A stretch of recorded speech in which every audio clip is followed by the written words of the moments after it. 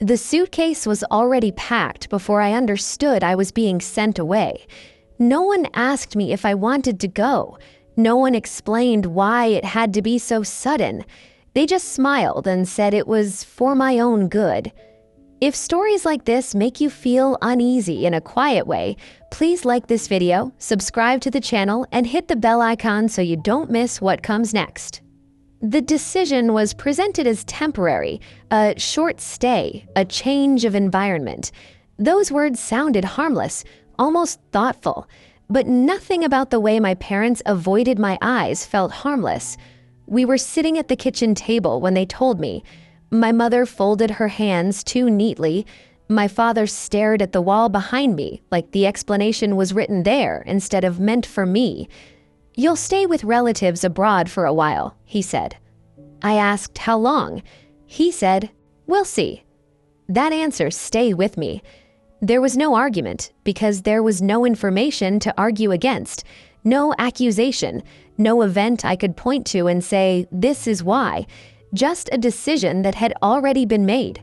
The flight was booked within days.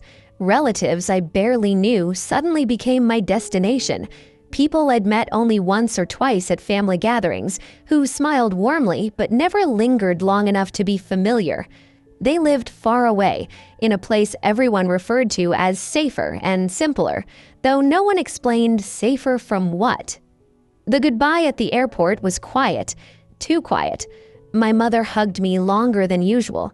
My father told me to behave well, as if behavior was the issue. I searched their faces for something. Guilt, fear, regret, but what I saw instead was relief. That hurt more than anything else. The relatives who picked me up were polite, welcoming, efficient. They spoke as if everything had been planned carefully, as if my arrival was expected long before I was told about it. That realization settled heavily in my chest. They knew. I just didn't know what they knew. The house was large, quiet, and orderly. Rules were clear, schedules were strict. Conversations stayed on the surface. When I asked about school, they said arrangements had been made. When I asked about returning home, they said we'd talk about it later. Later became a word I started to hate. Days passed, then weeks. I adjusted outwardly. I followed routines. I was polite. I didn't complain. But internally, questions multiplied. Why here? Why now? Why no explanation? Whenever I called home, the conversations felt rehearsed. My parents asked about my meals, my classes, my sleep. They never asked how I felt. And whenever I tried to steer the conversation toward why I was sent away, the subject changed, gently but firmly. It became clear that silence was intentional. The relatives I stayed with were careful around me. Not unkind, just measured. They watched more than they spoke.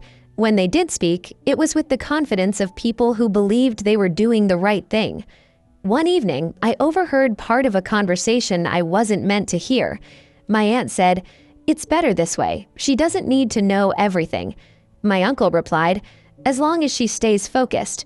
Focused on what? I wondered. That was the first time betrayal crossed my mind, not as an accusation, but as a possibility. I started paying attention, not to what people said, but to what they avoided. Names that were never mentioned, topics that ended conversations abruptly, decisions that involved me but never included me. I realized I wasn't being protected, I was being removed. From what, I still didn't know. School abroad was different, smaller, quieter. Teachers were attentive, but distant, like they had been given instructions about how to treat me. I wasn't in trouble, I wasn't restricted, but I wasn't entirely free either. Someone, somewhere, had decided this was necessary, and they hadn't trusted me enough to tell me why. I stopped asking direct questions. I started listening instead. Patterns emerged slowly. A relative who slipped up and said something about keeping things calm. A phone call that ended abruptly when I entered the room. A document that was quickly put away when I asked what it was about, though no one ever showed me anything concrete. The secret wasn't in an object, it was in behavior, and behavior always leaves traces. I realized then that if I wanted answers, I wouldn't get them by demanding, I would get them by observing, by understanding who benefited from my absence, who felt safer with me far away. That thought was unsettling. What had I been close to discovering before they sent me away? That question followed me everywhere. One night, unable to sleep, I sat by the window and looked out at a place that wasn't mine. I thought about how easily decisions could be made about someone without their consent, framed as care, disguised as opportunity. That was when something shifted inside me. If they believed distance would make me quieter, they were wrong. Distance gave me clarity. I decided then that I wouldn't return the same person they had sent away. I would learn. I would watch. I would understand exactly why I was here, and when I finally did, I would decide what to do with that knowledge, because betrayal doesn't always announce itself, but revenge doesn't always need to be loud either, and whatever truth they were hiding by sending me abroad was already beginning to surface, piece by piece, shaping a response they never anticipated, as the silence around me started to speak.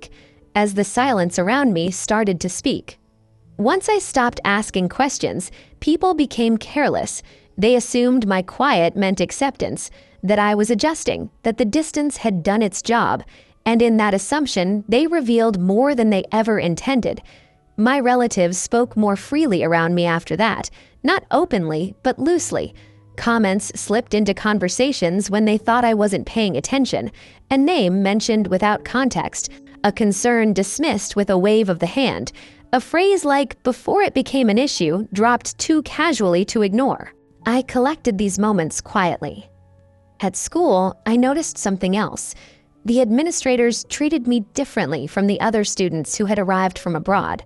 They were respectful but overly careful, as if they'd been instructed to keep things calm, to keep me settled, to avoid disruption. One teacher once asked if I was feeling stable. Not happy, not comfortable, stable. That word stayed with me. I began piecing things together. Whatever had happened before I was sent away wasn't about rules or grades. It was about perception, about how others saw me, or feared how I might be seen. During a call home, I asked my mother a simple question. Did I do something wrong?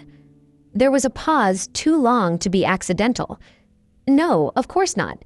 But she didn't sound certain. That was when I realized the betrayal wasn't singular. It wasn't one decision or one person. It was collective. A group of adults had decided that managing a situation quietly was easier than trusting me with the truth. And the situation was me. I thought back to the weeks before I was sent away, the tension I hadn't understood then, conversations that stopped when I entered rooms, the way certain relatives suddenly took an interest in my behavior, my opinions, my independence. I had been changing, asking questions, not accepting vague answers, not staying quiet when something felt wrong. They hadn't been afraid of me, they had been afraid of what I might say. The realization settled slowly, painfully. I wasn't exiled because I was fragile. I was removed because I was becoming aware. That knowledge gave me something solid to stand on. I began engaging more at school, carefully, deliberately. I asked thoughtful questions. I participated without pushing boundaries. I wanted to see how far the invisible limits extended. They didn't push back. Instead, I noticed reports being made, calls home that happened after minor incidents that wouldn't have warranted attention for anyone else. Not disciplinary, just observational. Someone was monitoring me. The next clue came from my uncle one evening at dinner. He mentioned casually that it's good you're here, away from all that. All what? I asked. He froze for half a second before smiling. Distractions. I nodded, but inside everything sharpened. Distractions wasn't the word someone used when they meant safety. It was the word someone used when they meant exposure. I realized then that whatever secret they were protecting didn't belong to me. It belonged to them, and my presence near it had made them nervous. So I did something unexpected. I stopped behaving like someone who wanted to go home. I settled in. I followed routines. I earned trust. I became predictable. And as I did, the pressure eased. They believed the distance had worked. That was when I started noticing inconsistencies in the stories they told, dates that didn't align, decisions explained one way one day and another the next, a relative who avoided speaking about a particular person altogether. A name surfaced again and again in indirect ways, always carefully avoided, but always present. It was someone close to my family, someone's reputation mattered deeply, someone who had been under scrutiny quietly years ago for reasons no one wanted to revisit, and somehow I had wandered too close to that truth. I remembered something small, almost insignificant from before I was sent away, a comment I'd made at a gathering, questioning a story that didn't add up. The room had gone tense. I'd laughed it off at the time, but now I understood. That moment had marked me. They hadn't sent me away to protect me. They had sent me away to protect themselves. Once that thought formed, it didn't let go. I watched how my relatives reacted when that person's name almost came up, how conversations shifted, how topics changed abruptly. Fear, not concern, drove those reactions. I began documenting everything mentally, patterns, reactions, contradictions. No objects, no evidence, just people revealing themselves. And slowly, I understood the shape of the secret. It wasn't something illegal. It wasn't scandalous in the way people imagine. It was reputational. Someone had built their standing on a version of events that couldn't survive scrutiny, and I had been asking the kind of questions that unravel stories like that. Sending me away had been the solution. What they didn't anticipate was that distance would give me time to see the full picture. And once I did, I knew I wouldn't confront them, not directly. Revenge, in this case, wouldn't come from exposure. It would come from return, from stepping back into the space they thought they had secured, carrying nothing but calm certainty and a refusal to play along. The plan wasn't dramatic. It didn't need to be. I would go back when they least expected it, not angry, not accusing, just informed. Because once someone knows the truth others are hiding, they don't need to shout it to make it dangerous. And the moment I decided that was the moment everything shifted, setting in motion consequences that would unfold naturally, quietly, and far beyond the borders they thought had contained me. Far beyond the borders they thought had contained me. Once I made that decision, everything became easier. Not emotionally, but mentally. Uncertainty is exhausting. Clarity, even painful clarity, brings focus.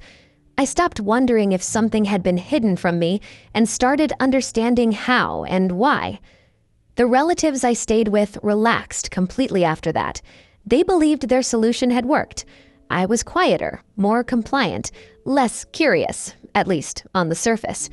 They mistook adaptation for acceptance. That mistake cost them everything. I began noticing how often my name came up during phone calls I wasn't meant to hear, always framed carefully, always with reassurances that I was doing well and staying focused. They spoke about me like a condition that had stabilized. That language mattered. Conditions don't speak back. People do. I also noticed how carefully my return home was avoided. Dates were vague. Plans shifted. Each time I asked, the answer changed slightly. First, it was school schedules, then logistics, then timing. Timing for what? I realized then that they were waiting for something to pass. An investigation? A decision? A moment of risk? No, attention. They were waiting for attention to fade. Whatever story they had built depended on people not looking too closely, on time dulling memory, on silence becoming normal again. I wasn't supposed to come back until it was safe. That's when I understood what something unexpected would truly mean. I didn't announce my return. I didn't warn anyone. I asked my parents, calmly, when I could come home, not as a request, but as a statement. I said I was ready. They hesitated. That hesitation confirmed everything. Still, they agreed. The day I returned, no one was prepared, not emotionally, not mentally. The relatives who had sent me away greeted me with forced warmth and poorly hidden tension. Conversations slowed when I entered rooms. People watched me closely, as if expecting something. I gave them nothing. No confrontation, no questions, no accusations. Just presence. I attended gatherings again. I listened. I smiled. I spoke only when necessary. And slowly, inevitably, the same people who once spoke around me began speaking to me again. They couldn't help it, because familiarity breeds carelessness. I didn't bring up the past. I didn't reference my time abroad. I simply existed in the space they thought they had reshaped, and that made them uneasy. The person at the center of everything, the one whose reputation had required my removal, avoided me entirely at first. When we did interact, it was stiff, polite, guarded. They had assumed distance would erase my awareness. They were wrong. Over time, they slipped. A comment here, an assumption there. A story told one way in front of one person and another way in front of someone else. I didn't correct them. I didn't need to. Others noticed. Because once people know to pay attention, they can't stop seeing patterns. The revenge unfolded slowly, not because I orchestrated it step by step, but because truth has momentum once it's no longer blocked. Questions resurfaced, ones that had been buried years ago. People compared notes. Memories aligned differently now that I was back. Older, calmer, harder to dismiss. The same relative who once framed my curiosity as instability now struggled to explain inconsistencies without sounding defensive. I stayed silent. That silence wasn't fear anymore. It was power. At one gathering, someone asked a simple question about a past event. Nothing dramatic, just clarification. The room went quiet. Eyes shifted. The person in question hesitated. I watched carefully. They answered, but not convincingly, and for the first time, no one rushed to smooth it over. That was the moment I knew it was working, not because I wanted them to fall, but because the structure that had protected them was gone. No more unchallenged narratives, no more assumptions accepted without question, no more convenient silence. I had become the variable they couldn't control, not by acting out, but by existing calmly within the truth they had tried to avoid. My parents noticed the change too. They grew quieter around me, not out of fear, but reflection.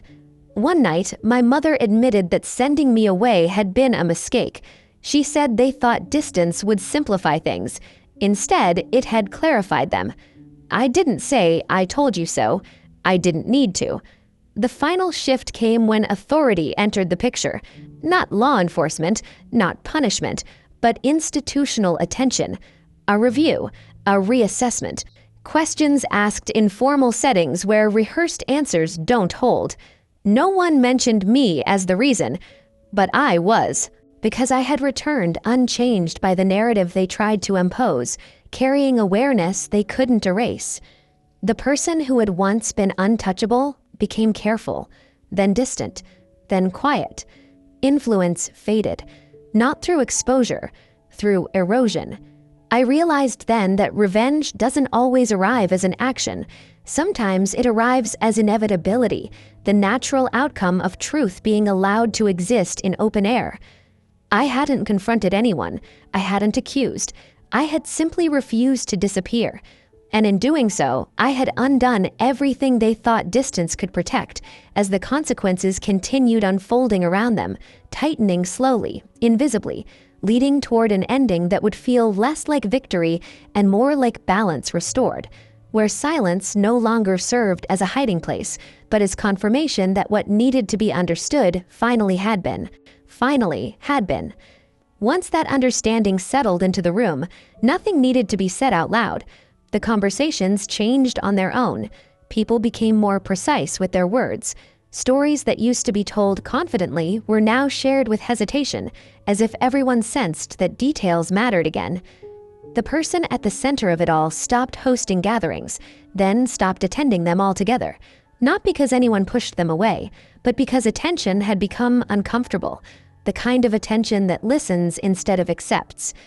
I never confronted them. I never asked for explanations. I never demanded accountability. And that, I realized, was what unsettled them the most. There was nothing to defend against, only truth, quietly standing where it always should have been. My parents changed in ways they didn't announce. They stopped coordinating conversations before events. They stopped redirecting topics. They let discussions unfold naturally, even when they felt tense. It was uncomfortable at first, but honesty often is when you're not used to it. One night, my father said something that stayed with me. "We thought we were preventing problems," he said, "but all we did was delay them." I nodded. There was no anger left in me, just clarity. The relatives abroad called less frequently after my return. Their concern faded once they realized I wasn't going to disappear again. I wasn't a situation to manage anymore. I was a presence to acknowledge. At school, at home, within the family, I noticed the same pattern repeating. When people realized I wasn't going to react dramatically, they stopped anticipating drama. When they saw I wasn't trying to expose anyone, they stopped guarding themselves so tightly. And in that relaxed state, they revealed everything. The reputation that had once seemed untouchable quietly eroded, not destroyed, not attacked, just examined. And examination has a way of removing illusion. People began speaking about the past differently, with more nuance, with more uncertainty. The certainty that once protected false narratives dissolved, and once certainty disappears, power follows. The revenge I had imagined early on, if I had imagined one at all, would have been loud, emotional, consuming. It would have centered me as a reaction to them. What happened instead centered truth, and truth doesn't need to perform. Months later, I ran into the person who had been so carefully protected. The interaction was brief, polite, uneventful.